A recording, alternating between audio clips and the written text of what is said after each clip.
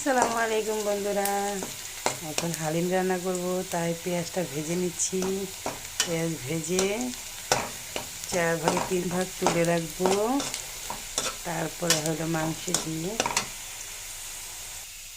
এই পেঁয়াজ কুচিটা উঠে রাখছি এক সাইডে। এখন আমি এর মধ্যে মাংসটা দিয়ে দেবো।